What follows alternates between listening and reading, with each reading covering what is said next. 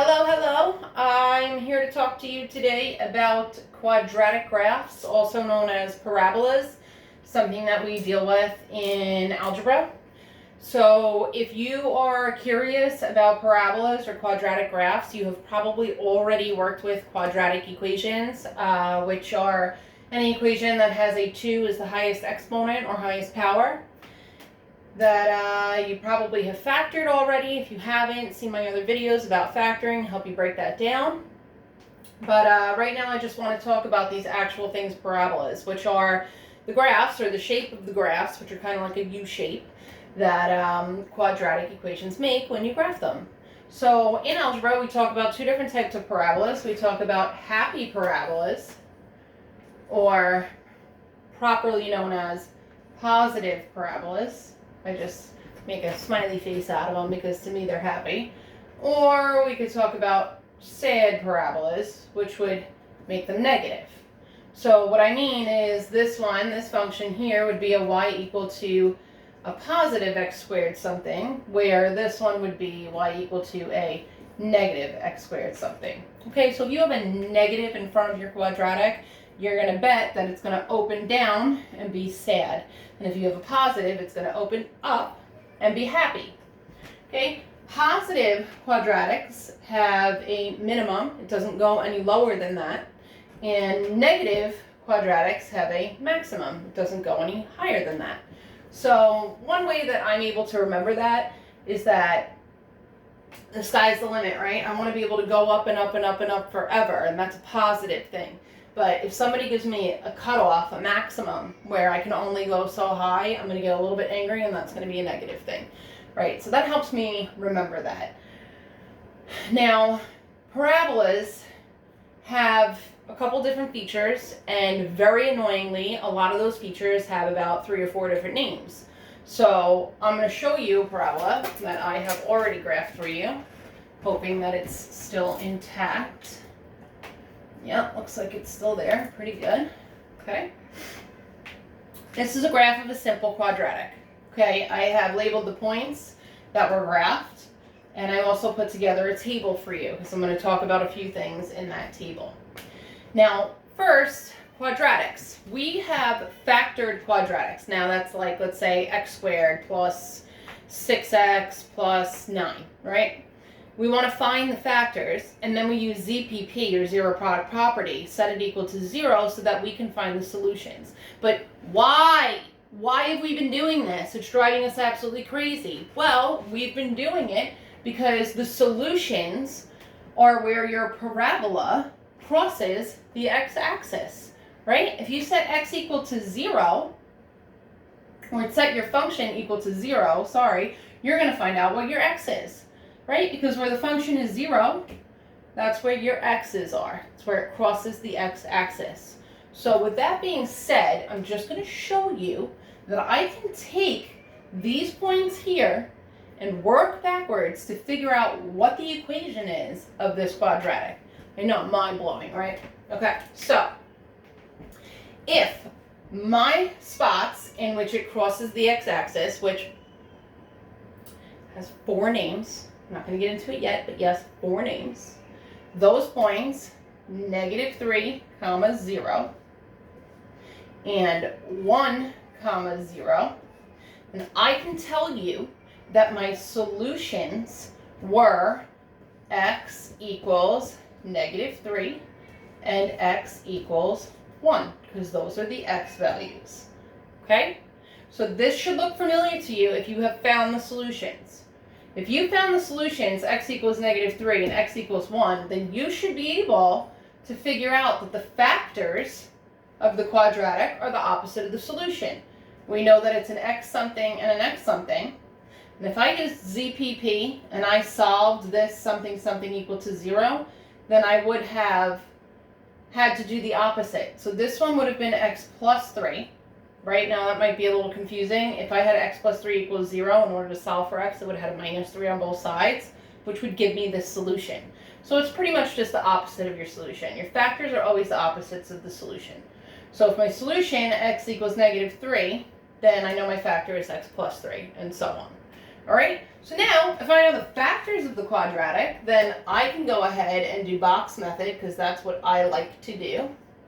And I can go x plus 3, x minus 1, multiply the side times the top and get me x squared, plus 3x times negative 1x, and negative 1, 3 is negative 3. Combine your like terms, usually on the diagonal, and I would get x squared plus 2x minus 3. That means this is the equation of this parabola or quadratic.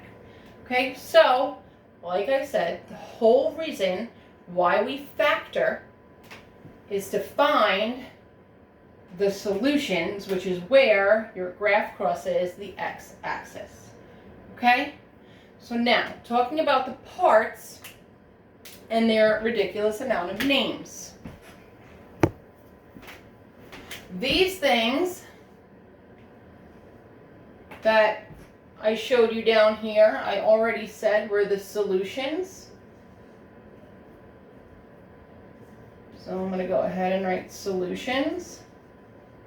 They are also known as the zeros because it's where the function equals 0. They are also known as x-intercepts, and that one's pretty obvious. It's where it crosses the x-axis or intercepts it, goes through it. And then lastly, they have a random name called the roots. Okay, and you may have had someone already tell you, think roots. If this was the ground, roots always start at the ground and go down. So I guess that's where they came up with it. I'm not really sure. Okay, so that's one feature of a quadratic that you absolutely need to know. I would definitely know that it's called the solutions and the roots because those are the ones that are most commonly used. So try to remember that. Okay, the points where it crosses the x-axis are the solutions and the roots. Right, now we have another part of this thing. And it is this piece right here. This piece right here is a turning point. Okay, as I said on the front, this is a happy parabola. It's positive, so it's going to have a minimum. Okay, so this turning point is also known in this one as the minimum. Okay, but the real fancy name for it is the vertex. And that's the one that you really need to focus on, okay? This is the vertex. This point, -1, -4, is the turning point, or the vertex.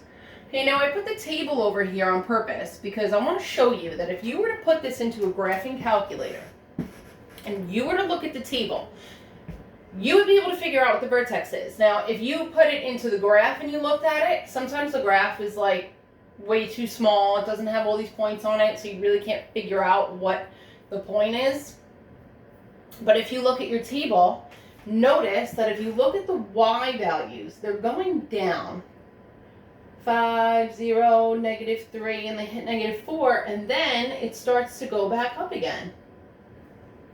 -3, 0, 5. It's almost like a mirror image. That turning point right there, -1, -4, is your vertex. So you can find the vertex from a table, or you can find it by looking at your graph. Okay, so these annoying things, again, 4 names for this one, 3 names for this one, and one more thing I need to talk to you about. And that is this imaginary line that cuts this thing in half. Okay, this imaginary line cuts it in half this way, right? And it's like symmetrical. You could fold it onto itself. So because it's symmetrical, this line here is called the axis of, yep, you nailed it, symmetry, right? Because it cuts it right in half. So to identify this line, it's always going to be, axis of symmetry is always going to be x equal to a number. Now I remember that because it's the axis of symmetry, not the the axis of symmetry. So it's x equal to a number. And what is that number going to be, you might ask yourself? Well, you can look and see where the x value is that it goes through, or you can simply take the x value from the vertex, because that's what it goes through. So for this axis of symmetry in particular, we have x equals -1. That's this line right here that cuts it in half. Okay? Quick recap before I let you go.